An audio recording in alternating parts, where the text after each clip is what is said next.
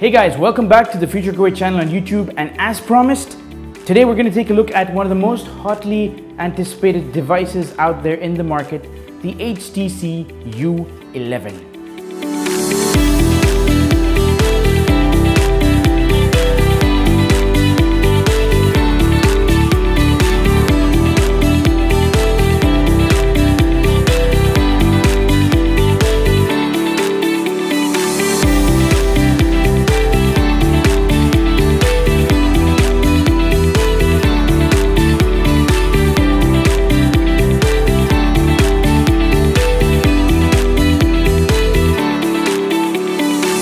So the HTC U11 is one hell of a phone. Great specs, great features. For the most part, it looks pretty similar to the Ultra that was launched a few months ago. So you might think, why should I get this phone? We'll get to that in a bit. It's got that really cool liquid metal finish, which we in Future absolutely love. You can see that it really gleams in the light and kind of changes its tone and its color. It's really cool. Not the greatest feature to have in a phone, but it's really cool. However, when you look at the specs and you see what you can do inside the phone, that's when it really impresses, and that's when you realize that it is truly an artistic masterpiece. The phone sports a 5.5-inch screen with a pretty good contrast ratio. Colors are pretty sharp and natural. Fingerprint scanners are a standard feature on flagship phones of late, and the U11 has one that is pretty responsive. The phone comes with the latest version of Android that runs on a Qualcomm Snapdragon 835 processor, packing 128 GB of onboard storage that can be expanded through its memory card slot.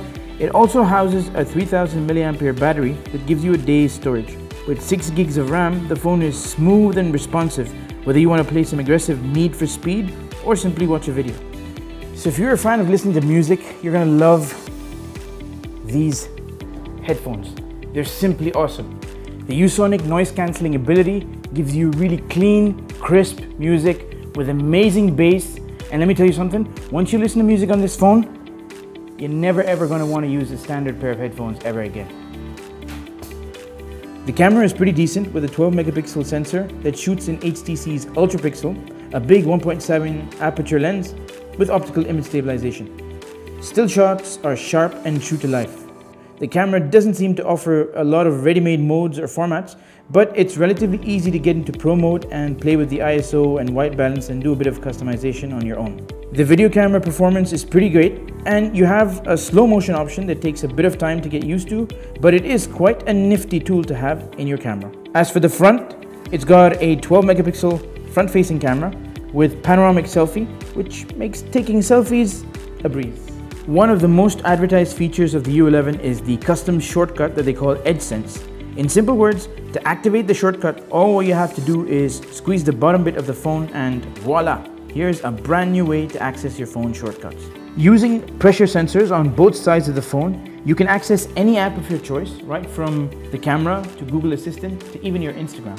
It requires a bit of calibration to figure out how hard you want to squeeze it to initiate an action, but we recommend setting it up somewhere down the middle so it doesn't become too hard to squeeze, but at the same time you shouldn't launch an app aimlessly when the phone's in your pocket. Although the phone looks pretty premium, especially with the super liquid metal body, one of the drawbacks is that it is a fingerprint magnet and it tracks a lot of fingerprints and smudges. HTC, however, includes a back cover and a cloth to wipe away your smudges. To sum it up, it looks like HTC has got a winner on their hands this year, and the U11 is set to give the Samsung S8 and other flagship Android devices a run for their money. So the HTC U11 is available across all Future outlets and in leading retail outlets across Kuwait. So if you really want to get your squeeze on, you know where to find it. And that concludes the review of the HTC U11. We hope you liked it. Don't forget to like and subscribe, and stay tuned for our next video.